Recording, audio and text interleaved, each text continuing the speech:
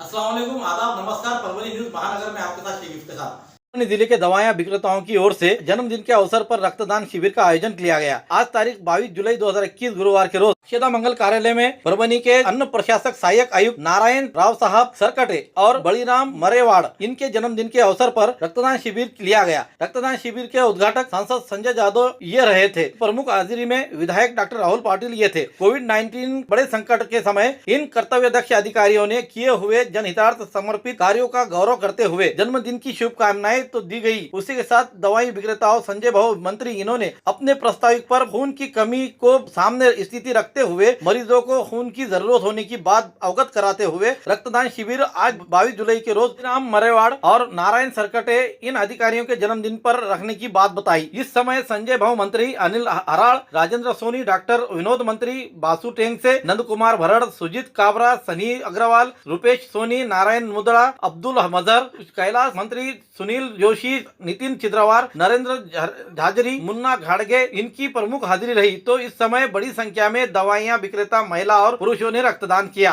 सर्व व्यापारी यांच्या वतीने आज ड्रग ऑफिसरचे मरेवार साहेब आणि पुढे स्पीकर सरकटेजी यांच्या दोघांचा वाढदिवसाचं औचित्य साधून परभणी जिल्ह्यातल्या सगळ्या केमिस्टवाल्यांनी आज रक्तदान शिबिर घेतले।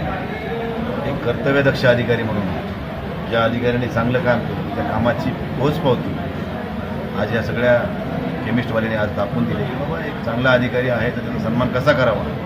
एरवी एखादा पुष्पगुच्छ घालणं, एखादी शाल घालणं, एखादा श्रीफळ देणं किंवा एखादी भेटवस्तू देणं हे औचित्याचा भाग सोडा, पण खऱ्या अर्थाने ह्यांनी कोरोनासारख्या महामारीमध्ये एक चांगल्या प्रकारचं काम परभणीतल्या केमिस्टवाल्याला सोबत घेऊन परभणीकरांना वाचवण्याचं चांगलं काम केलं आहे। म्हणून आज त्यांच्या वाढदिवसाला परभणीतल्या लोकांनी, मेडिकलवाल्यांनी जवळजवळ 150 लोकांनी रक्तदान देऊन त्यांच्या कार्याचं कौतुक केलं। असे कमी अधिकारी असतात की सगळ्याला घेऊन चालतात। आता येते जे येते ते मागे होतं आपल्याकडे ठोकाठोकी असे बी अधिकारी बघितले, पण असे पण अधिकारी आपण अनुभवले। म्हणून परभणीमध्ये जो जो चांगलं काम करतो त्याचा निश्चित परभणीकर सन्मान करतात हे आजच्या ह्या रक्तदान शिबिराच्या माध्यमातून आपल्याला दिसून येईल। म्हणून त्यांना उदंड आयुष्य आणि आरोग्य लाभावं, अशीच त्यांच्या आयुष्यामध्ये उत्तरोत्तर प्रगती व्हावी आणि परभणी जिल्ह्यामध्ये पुन्हा त्यांचं ज्यावेळेस प्रमोशन होईल तेव्हा पुन्हा इथं त्यांनी परभणीमध्ये यावं अशा स्वरूपाच्या सदिच्छा मी माझ्या वतीनं या सगळ्या केमिस्टवाल्याच्या वतीनं त्यांना मरेवाडचे साहेबांचा तसेच सरकटे साहेबांचा त्यांच्या वाढदिवसाचं औचित्य साधून आज आम्ही इथे औषधांमध्ये रक्तदान शिबिर आयोजित केलेलं आहे। ह्यामागची आमची भूमिका की मागच्या 2 वर्षात पिरॅबी केअर चालू आहे, रक्ताचा शहरामध्ये तुटवडा जाणवत आहे। समाजात राहत असताना काही गोष्टींवर लक्ष देणं गरजेचं असते, हे बघून आम्ही आज रक्तदान शिबिर आयोजित केलेलं आहे। ह्या रक्तदान शिबिरामध्ये आम्ही 1,400 लोकांचं रक्त डोनर संकलित केलेलं आहे आणि साहेबांच्या वाढदिवसाच्या मी त्यांना शुभेच्छा देतो। त्यांना ईश्वरीने हीच प्रार्थना करतो की त्यांचं आयुष्य चांगलं जावं, आरोग्य त्यांचं चांगलं राहावं आणि ज्या पॅन्डेमिक पिरियडमध्ये ज्या प्रकारे त्यांनी वर्क केलेलं आहे, काम केलेलं आहे, त्याची ही एक आमच्या दुसऱ्या मार्फत एक पावती देण्याचा आमचा प्रयत्न आहे। Subscribe now and press the bell icon. Never miss an update. के उप मुख्यमंत्री अजितदादा पवार इनके जन्मदिन के अवसर पर बाल सुधार गृह में सामग्री बांटी। आज तारीख 22 जुलाई 2021 गुरुवार के रोज राज्य के उप मुख्यमंत्री अजितदादा पवार इनके जन्मदिन के अवसर पर राष्ट्रवादी कांग्रेस पक्ष के नेता पूर्व महापौर प्रताप भैया देशमुख इनकी ओर से यहाँ के लक्ष्मी प्रतिष्ठान संचालित बच्चों के निरीक्षण गृह उसी तरह सरकारी बाल सुधार गृह में सामग्री बांटी गई। यहाँ के बच्चों को योगासन करवाने के लिए योगा किट्स, शतरंजी, सीलिंग फैन, उसी तरह अन्य इस्तेमाल किए जाने वाले वस्तुओं का सामान बांटा गया। इस समय बाल कल्याण समिति के अध्यक्ष एडवोकेट संजय केकान, अधीक्षक विवेक नागरे, मनपा शिक्षा सभापति विकास लंगोटे, प्रोफेसर रामेश्वर आवरगंड, परभणी विधानसभा अध्यक्ष शंकर भागवत, शंकरराव देशमुख, असलम चौधरी ठाकने, रघुनाथ मुंडे, सुरेश वाघमारे आदि हाजिर थे। जिले में बढ़ते अपराधी मामलों को लेकर नागरिकों में डर का माहौल बना हुआ है। अपराधियों पर पुलिस का डर खौफ नहीं रहा है। पुलिस अपराधियों को आसानी से छोड़ने का काम कर रही है। ऐसे हालात में वंचित बहुजन आघाड़ी आम जनता पर हो रही नाइंसाफी को कदापि बर्दाश्त नहीं करेगी। ऐसा वंचित बहुजन आघाड़ी के राज्य प्रवक्ता फारूक अहमद ने कहा, कहते हुए जमीर बेग की हत्या की जांच सीआईडी के तहत करने की मांग की है। सीआईडी से जांच करने की मांग का निवेदन नांदेड़ के एसपी को दिया गया है। इस समय इस निवेदन पर वंचित बहुजन आघाड़ी के महानगर अध्यक्ष अयूब खान, उसी के साथ महानगर सचिव एडवोकेट शेख बिलाल आदि के हस्ताक्षर मौजूद है। गुज़िश्ता कुछ महीनों में नांदेड़ शहर और जिलों में जिस तरीके से लॉ एंड ऑर्डर की धज्जियां उड़ाई जा रही है, सरेआम मर्डर हो रहे हैं, लूटमारी हो रही है और पूरे ग्रुप में दो गुटों के अंदर झगड़े हो रहे हैं, इससे पुलिस प्रशासन का वचक समाज के अंदर नहीं रहा है। लॉ एंड ऑर्डर कहीं तो भी यहाँ पर पुलिस प्रशासन के नजरअंदाज करने की वजह से और गुनहगारों को अंदर नहीं डाल रहे हैं, बेगुनाह लोगों को पकड़ा जा रहा है और जो गुनहगार है उन पे ऐसे कलम लगा रहे हैं कि वो 15 दिन महीने भर के अंदर बेल पे छूट रहे हैं। 302, 307 जैसी घटनाओं के अंदर 2 हफ्तों में 3 हफ्तों में गुनहगार रास्ते पे नजर कैसा आता है। इनके ऊपर कड़ा शासन होना चाहिए, कड़े सबूत इनके मिलने चाहिए, लेकिन ये होता हुआ नजर नहीं आ रहा है कि परसों आपने देखा कि 11-12 दिन पहले जमीर बेग नाम के एक रिक्शा चालक को फोन करके बुलाया गया और वो जमीर बेग अपने बेटी का सालगिरह बर्थडे मनाता हुआ छोड़ कर गया और उसकी हत्या हो गई, उसके साथ मारपीट हो गई। महज कुछ उसको पैसे मांगे गए नशे के लिए, उस नहीं दे पाया, इसलिए हत्या हुई ऐसा बताया जा रहा है। तो मुझे ये कहना है कि आपने वंचित घटकों को, माइनॉरिटी घटकों को लावारिस समझा है क्या? और 11-12 दिन के बाद में वो आदमी इलाज के दौरान उनका दम तोड़ दिया, लेकिन आज तक एक आरोपी अंदर नहीं है। आपने अब तक उनके कॉल रिकॉर्ड नहीं मंगाए हैं। जिन लोगों ने फोन करके बुलाया था वो दुकानदारों के ऊपर अभी तक कार्रवाई नहीं हुई है, उनको जेल में नहीं डाले, उनको लॉकअप में नहीं लिया, कोई पूछताछ नहीं हुई। तो ये कितनी शर्म की बात है कि 12-12 दिनों तक एक आदमी मौत के मुंह में चला जाता है और आखिर में दम तोड़ता है और पुलिस एक भी आरोपी को अगर गिरफ्तार नहीं कर सकती है तो इनका खुफिया यंत्रणा खराब हो चुकी है। और इससे पहले भी एक आदमी ने खाली इंटरेस्ट के पैसे ब्याज का हफ्ता नहीं दिया, इसलिए फारूक नगर के एक ऐसे ही नौजवान की हत्या हो गई थी। तो इन घटकों को आप लावारिस मत समझिए। अगर वंचित घटकों को, माइनॉरिटी घटकों का सरेआम मारा जा रहा है और पुलिस हिफाजत नहीं करती है तो पुलिस ने जाहिर करना चाहिए कि वो इसे हिफाजत नहीं कर सकती है। तो वंचित बहुजन आघाड़ी अपने रास्ते तय करेगी और अपने रास्ते ढूंढ कर निकालेगी। आज क्या मांग की? आज हमने मांग की है कि सीआईडी के जरिए इस जमीर बेग के मामले को जांच किया जाए और जो दोषी है उनको अंदर डाला जाए और ऐसे सबूत ढूंढे जाए कि दोषी को जल्दी जमानत नहीं मिलनी चाहिए और जो निर्दोष है उनको आप मत पकड़ो, लेकिन दोषी को मत छोड़ो, उनको अंदर डालना चाहिए। और इसके बावजूद कलेक्टर साहब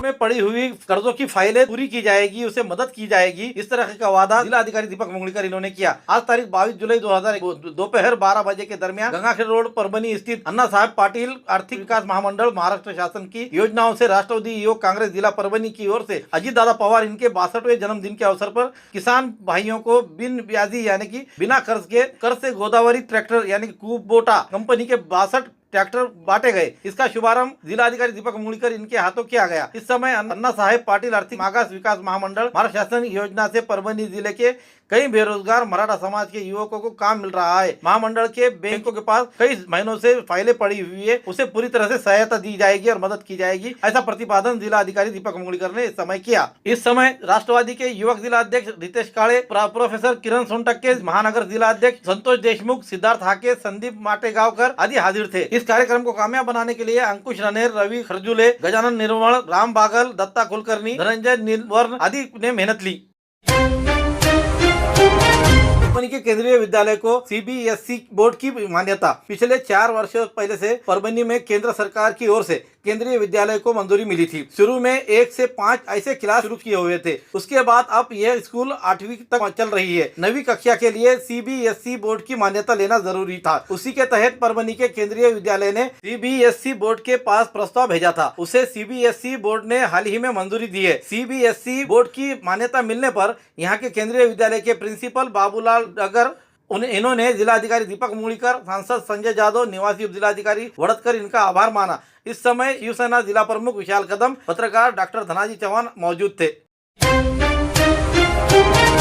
विधायक और महसूल प्रशासन आपके द्वार पर इस उपक्रम से रुके हुए कामों को गति मिलेगी, ऐसा गंगाखेड़ के विधायक रत्नाकर गुट्टे इन्होंने कहा है। आने वाले 15 अगस्त के रोज शासन के विविध विभाग के 30,000 से ज्यादा प्रलंबित यानी रुके हुए प्रश्न छुड़वाने के दाखिले संबंधित लाभ धारकों को दिए जा रहे हैं। आज तारीख 22 जुलाई 2021 गुरुवार के रोज गंगाखेड़ विधानसभा मतदार संघ के विधायक डॉक्टर रत्नाकर गुट्टे इन्होंने विधायक और महसूल प्रशासन आपके द्वार पर ये उपक्रम रखवा कर जनता के रुके हुए प्रश्न एवं मांगे तुरंत छुड़वाने के संदर्भ में संत जनाबाई महाविद्यालय गंगाखेड़ में प्रशासन के सभी विभाग के मुख्य अधिकारियों की महत्वपूर्ण बैठक ली गई। इस समय चुनाव क्षेत्र के विधायक डॉक्टर रत्नाकर गुट्टे ये मौजूद थे। उन लोगों पर भी अब शामत आने वाली है जिन लोगों के पास में पशुधन है, ऐसे लोगों का बुरा हाल होता जा रहा है। इसके चलते कि जितने भी यहाँ के पशु वैद्यकीय अधिकारी थे, जो प्राइवेट में पशु वैद्यकीय अधिकारी बोलकर काम करते थे, इनके हाथ के नीचे काम करते थे, ये लोग पूरी तरह से संप पर चले जाने की वजह से उन लोगों को खासी परेशानी का सामना करना पड़ रहा है। जिन लोगों के पास में जानवर है, दुग्ध व्यवसाय से ताल्लुक़ रखने वाले जितने भी परभनी ज़िले के लोग हैं, ये लोग परेशान हो गए हैं, जिसमें से खासतौर से परभनी शहर महानगर पालिका के अंतर्गत आने वाला परभनी शहर में यह हाल हो गया है कि सब कामबंद आंदोलन पर गए हुए हैं। संप पर गए हुए होने की वजह से खासी परेशानी का सामना जो पशुपालक है इन्हें करना पड़ रहा है। और पशुपालकों का यह हाल हो गया है कि आज एक व्यक्ति की भैंस मर गई है, जिसकी कीमत लगभग 1,20,000 रुपये से 1.5 लाख रुपये के करीब की भैंस थी, जो डेथ हो गई है, जिसकी डॉक्टर अवेलेबल नहीं होने की वजह से। आइए जानते हैं किस तरह की मुसीबतों का सामना ये व्यापारी कर रहे हैं और डॉक्टर्स क्या कह रहे हैं, इनकी प्रतिक्रिया किस तरह की है। और ज़रूरी ये है कि परभनी के जिलाधिकारी दीपक मुंगड़ीकर इन्होंने इस ओर ध्यान देना ज़रूरी है। जब तक परभनी के जिलाधिकारी दीपक मुंगड़ीकर ये इन व्यापारियों की परेशानियों को सॉल्व नहीं करते, तब तक इनके जानवर मरने की आशंका ही नजर आ रही है। अभी तक करे उन्होंने, राबिज क्यों नहीं कर रहे? 8 दिन से हमारी कितनी परेशानी होगी। सर अभी फिल वक्त तो हमारे भैंसे बहुत से बीमार है, कोई डॉक्टर अवेलेबल नहीं है। जो डॉक्टर साहब अवेलेबल है उनके आने में तकलीफ़ हो रही है, क्योंकि यहाँ पर एक ही डॉक्टर साहब है अवेलेबल। अभी हमारी मांगनी फिल वक्त ये है, एक तो दवाखाने बढ़ाओ या डॉक्टर 24 तास हमारे के लिए सेवा के लिए कोई डॉक्टर अवेलेबल करो आप। डॉक्टर हमको 24 तास अवेलेबल, अभी 24 तास अवेलेबल पाइए फिल वक्त तो, क्योंकि अभी हमारे को बहुत प्रॉब्लम बहुत हो रही है। और ये जो आप जो बात बोल रहे हैं, ये बात अभी तक हमको पता नहीं थी। आप जो बात बोले आपने कि भाई यहाँ महानगर पालिका का दवाखाना होना, यहाँ डॉक्टर एक ही से है, ये संप होने के बाद हम लोगों को पता चल रही है। ये अभी तक ये 2021 चल रहा है, अभी तक 20 साल से मेरे जो है तो भैंसों का कारोबार है, बिजनेस है, दूध का है, दूध डेयरी है, लेकिन आज तक हमको इस चीज़ की कोई खबर नहीं है। अभी महानगर पालिका का भी दवाखाना चाहिए और हमारे को 4 बड़े दवाखाने और 24 तास हमारे कुछ सेवा होना। अभी फिल वक्त बस इतना हमारा प्रॉब्लम है। अभी भैंसें मर रही है, एक भैंस आई हुई है, अभी आपको बता दिए, जो जिसने आंख फेंक दी वो भैंस मर गई। और अभी भी परभनी में 100 से 150 भैंसें बीमार है। मेरे तबेले में अभी 4 भैंसें बीमार है, कोई डॉक्टर आने के लिए तैयार नहीं है। डॉक्टर लोग सब पूरे टोटल सम पे है और इनका सम का प्रॉब्लम हमको नहीं पता, लेकिन हमको 24 घंटे अभी डॉक्टर चाहिए। अगर आप डॉक्टर नहीं देंगे 24 घंटे के अंदर तो ये और भैंसें मरने के चांसेस है, बैल गाय अभी और मरने के चांसेस है। बहुत से जानवर जो है वो एकदम सीरियस है। अगर प्रशासन हमारी बात नहीं सुनती है, अगर जो भी भैंसों का प्रॉब्लम होगा, भैंस मरेगी, गाय मरेगी या बैल मरेगा, हम इसको रोड पे फेंक देंगे। पूरे भैंसा वाले भी पूरे भैंसा छोड़ने की तैयारी में है। सर ने जल्द से जल्द इसकी कार्रवाई करना और इसके जो है तो जल्द से जल्द हमको रिजल्ट देना कि भाई क्या प्रॉब्लम है। हमको दूसरा कोई ऐसा भी परेशानी बस यही है कि अभी हमारे भैंसे और जानवर बहुत से बीमार है। अगर प्रशासन हमारी बात नहीं सुनती है तो आने वाले 24 घंटे के बाद हम हमारे जानवर पूरे रोड पे छोड़ देंगे और जो मरे हुए जानवर है वो भी पूरे रोड पे लाके डाल देंगे। पूर्ण महाराष्ट्रामध्ये पशुधन विकास अधिकारी हे संपावर गेलेले नाहीत, फक्त पशुधन पर्यवेक्षक व सहाय्यक पशुधन विकास अधिकारी संपावर गेलेले आहेत। त्याविषयी आज माझ्याकडे म्हणजे हा परभणी जिल्हा निजामकालीन जिल्हा असून या परभणी जिल्ह्यामध्ये एक पशुवैद्यकीय दवाखाना आहे।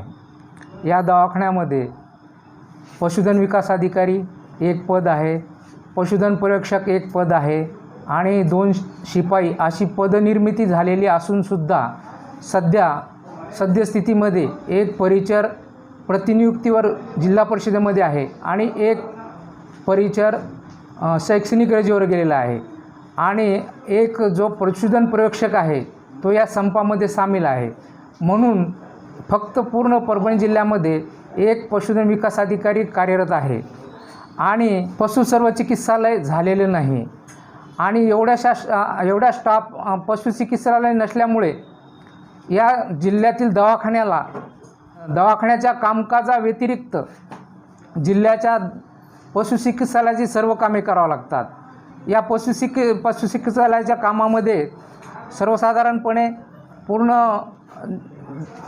जिल्ह्याला जे लस वाटप होते ती लस वाटप करणे, त्यांचा हिशोब ठेवणे, जिल्ह्याला येणारे जे काही जिल्ह्यातून आपल्याला सिरो सर्व्हलन्स म्हणून जे काही कार्यक्रम केला जातो, विविध आजाराचा कार्यक्रम घेतला जातो, त्या सर्व आजाराचे सॅम्पल्स आपल्याला पाठवावं लागतात.